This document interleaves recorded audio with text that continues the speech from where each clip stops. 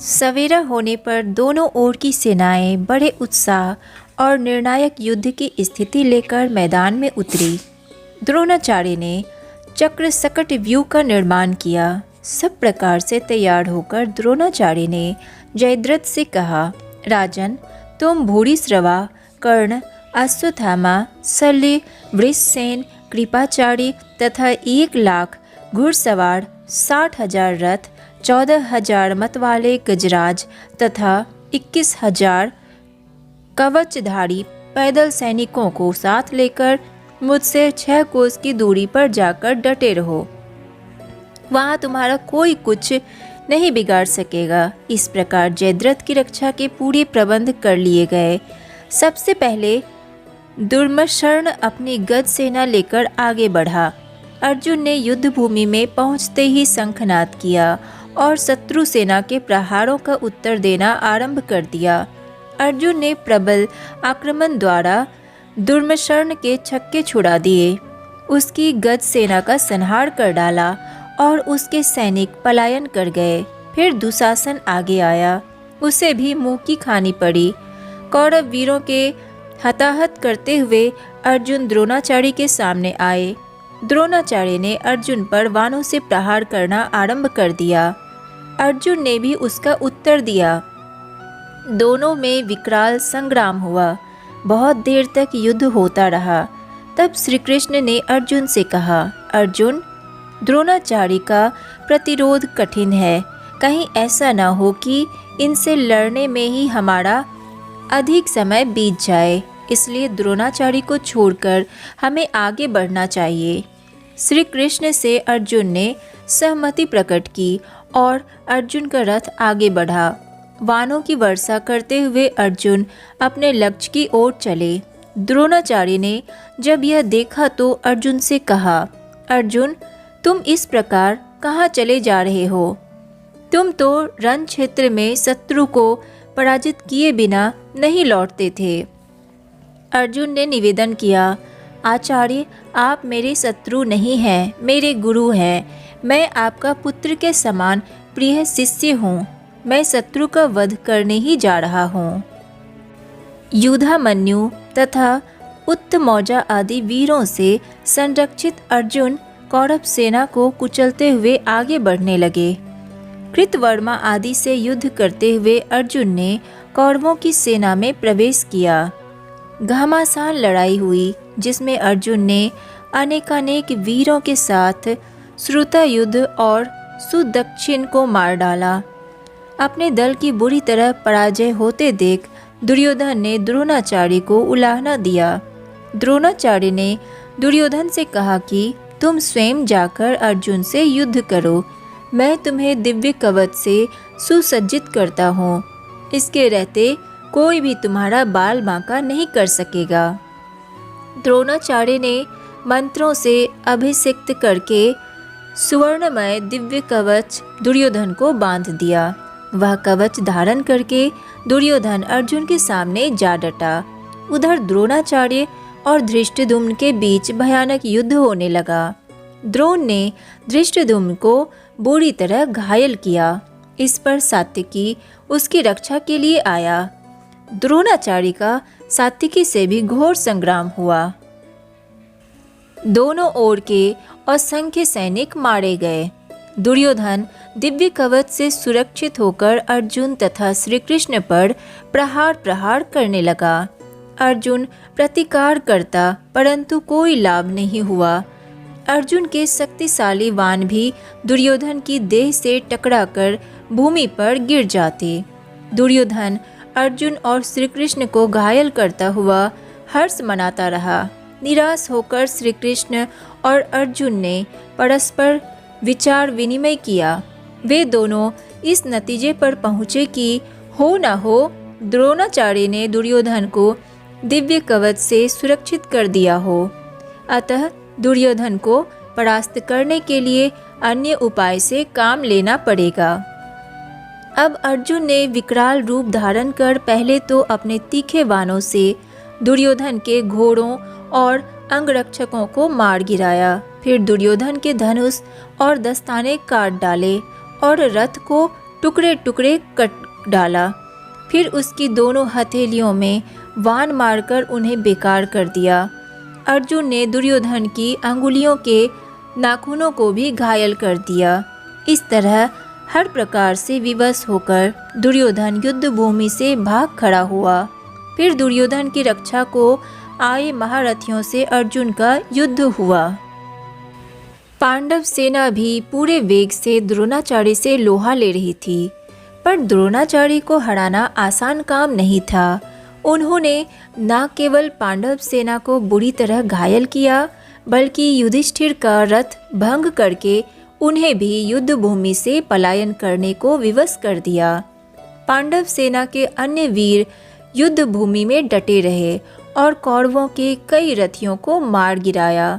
द्रौपदी के पुत्रों ने सल का वध कर डाला और भीमसेन ने अपने पराक्रम से अलम्बुस को पीछे धकेल दिया। फिर घटोत्कच ने अलम्बुस को भी मार डाला। इससे पांडव सेना में हर्ष ध्वनि छा गई।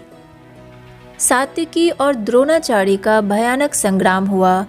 सात्विकी ने अद्भुत पराक्रम का परिचय दिया, जिससे प्रसन्न होकर युधिष्ठिर ने सात्विकी को आदेश दिया कि वह कौरव सेना में प्रविष्ट होकर अर्जुन की रक्षा करे। युधिष्ठिर पुनः लौट आए थे। भीम को उनकी रक्षा में नियुक्त कर सात्विकी कृतवर्मा से युद्ध करते हुए काम्बोजों की सेना के पास पहुंच गए। कृतवर्मा ने भीमसेन और शिखंडी के साथ घोर लड़ाई लड़ी, जिसमें पांडव सेना को मुंह की खानी पड़ी। सात्विकी ने काम्बोजों और यवन आदि सेनाओं को परास्त किया। दुर्योधन की सेना का संहार किया। फलतः भाइयों सहित दुर्योधन पलायन कर गया। फिर सात्विकी ने म्लेच्छों की सेना का संहार किया और दुशासन को सेना सहित मार भगाया। उस युद्ध में द्रोणाचार्य मूर्छित भी हुए, किंतु शीघ्र ही सचेत होकर उन्होंने भयानक मारकाट मचाई और वृतक्ष, धृतकेतु, जरासंध के पुत्र सहदेव, धृष्टद्युम्न के पुत्र छत्रवर्मा का वध कर डाला और चेकितान को परास्त कर दिया। उधर अर्जुन कौरव सेना में इस प्रकार विलीन हो गए कि उनका कहीं पता ही नहीं चल रहा था। इससे घबराकर युधिष्ठिर ने भीमसेन को अर्जुन तथा सात्विकी का पता लगाने के लिए भेजा। भीमसेन मारकाट मचाते हुए कौरव सेना में घुसे और उन्होंने द्रोणाचार्य के सारथी को घायल कर रथ को चूर चूर कर डाला। धृतराष्ट्र के 11 पुत्रों को मार डाला। शेष पुत्रों सहित कौरव सेना पलायन कर गई। इस युद्ध में भीमसेन ने द्रोणाचार्य के रथ को 8 बार फेंक दिया और कौरव योद्धाओं को पराजित करते हुए श्री कृष्ण और अर्जुन के पास जाकर गर्जन किया। भीमसेन से कर्ण ने टक्कर ली, किंतु उसे भी पराजय का मुंह देखना पड़ा। इस युद्ध में कर्ण का सारथी मारा गया और उसका रथ ध्वस्त हो गया। भीमसेन ने धृतराष्ट्र के पुत्र दुर्जय को भी मार डाला। कर्ण घायल होकर पलायन कर गए। इधर सात्विकी अलम्बुस और उसके घोड़ों का संहार करते हुए अर्जुन के पास जा पहुंचा। भूरिश्रवा ने सात्विकी पर आक्रमण किया और उसका सिर काट लेने की योजना बनाई। अर्जुन ने तत्काल भूरिश्रवा की भुजाएं अपने बाणों से काट डाली। भूरिश्रवा ने अर्जुन को उपलम्ब दिया और आमरण अनशन के लिए बैठ गया। सात्विकी ने अवसर देखा और भूरिश्रवा का वध कर डाला। अब अर्जुन जयद्रथ की ओर बढ़े। कर्ण ने युद्ध भूमि में आकर पुनः अर्जुन का मुकाबला किया। दोनों में खूब जमकर लड़ाई हुई। कर्ण को पराजय का सामना करना पड़ा। इस पर सब योद्धाओं ने मिलकर अर्जुन पर आक्रमण कर दिया। भयानक संग्राम होने लगा। कौरवों के महारथी अर्जुन को परास्त करने की भरसक चेष्टा कर रहे थे। उधर अर्जुन एक साथ संपूर्ण दिशाओं में देखते और सब प्रकार के अस्त्रों का कौशल दिखाते हुए युद्ध भूमि में विचर रहे थे। अर्जुन ने कुपित होकर कौरव सेना के समस्त सैनिकों को भयभीत करते हुए सुधर्ष इंद्रास्त्र को प्रकट किया। उससे दिव्यास्त्र संबंधी मंत्रों द्वारा अभिमंत्रित हजारों प्रज्वलित वाण प्रकट होने लगे। उन वाणों से आकाश ऐसा लगने लगा मानो हजारों बिजलियां चमक रही हो। उनकी ओर देखना कठिन हो रहा था। अर्जुन के इस अद्भुत पराक्रम को देख कौरवों ने अस्त्र शस्त्रों की इतनी वर्षा की कि युद्ध भूमि में चारों ओर अंधेरा छा गया। किंतु अर्जुन ने शीघ्र ही अपने तेजस्वी बाणों से हुए अंधकार को दूर कर दिया। साक्षात यम की मूर्ति बने अर्जुन कौरव सेना का संहार करते जयद्रथ की ओर बढ़ते रहे। सबके देखते ही देखते अर्जुन ने झुकी हुई गांठ वाले 64 वाणों से जयद्रथ पर हमला किया और उसे घायल कर दिया। जो भी योद्धा जयद्रथ की रक्षा के लिए सामने आया उसे प्राणों से हाथ धोना पड़ा। कौरवों की चतुरंगिनी सेना को व्याकुल करते हुए अर्जुन जयद्रथ के ओर निकट आए। उन्होंने अश्वत्थामा और वृषसेन को अपने बाणों से बींध डाला। कृपाचार्य और शल्य जो भी सामने आया अर्जुन ने उसी को घायल किया। जयद्रथ बाणों के लगने से बुरी तरह घायल हो उठा था, अतः वह क्रोध से भर उठा और उसने गिद्ध के पंखों से युक्त सीधे जाने वाले विषैले बाण अर्जुन के रथ की ओर चलाए। उसने श्री कृष्ण सहित अर्जुन, उसके घोड़ों और ध्वजा को भी बींध डाला। अर्जुन ने भी बदले में जयद्रथ के पार्थी का सिर और उसके रथ की ध्वजा को काट गिराया। युद्ध बहुत उग्र रूप धारण कर रहा था और सूर्यास्त में भी कुछ ही समय शेष रह गया था। दुर्योधन मन ही मन प्रसन्न हो रहा था कि अर्जुन सूर्यास्त से पहले जयद्रथ को नहीं मार सकेगा और जल मरेगा।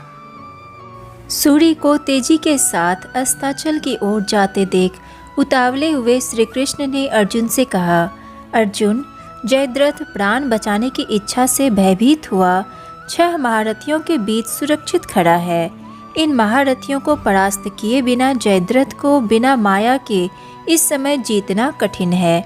अतः मैं अब सूर्य को ढकने के लिए कोई युक्ति करूँगा जिससे अकेला जयद्रथ ही सूर्य को स्पष्ट रूप से अस्त होता हुआ देखेगा। इस तरह वह उतावला होकर खुशी से पागल होकर तुम्हारे विनाश के लिए बाहर निकलेगा। वैसा अवसर आने पर तुम उस पर प्रहार करना। सूर्यास्त होने की चिंता मत करना। अर्जुन को समझाकर योगीराज श्री कृष्ण ने सूर्य को छिपाने के लिए अंधकार की सृष्टि की। जयद्रथ पर ऐसी मोहिनी पड़ी कि मुंह उठाकर सूर्यास्त को देखता रहा। कौरव सेना भी उल्लास से उछल पड़ी। तभी श्री कृष्ण का संकेत पाकर अर्जुन ने कौरव महारथियों पर प्रहार आरंभ कर दिया। कृपाचार्य, शल्य, कर्ण, दुर्योधन, वृषसेन और जयद्रथ को बाणों से बेध डाला। अर्जुन ने वानों का ऐसा भयानक जाल बिछाया कि महारथी को छोड़ भाग खड़े हुए। उन्हें भागते देख कौरव सेना में भगदड़ मच गई।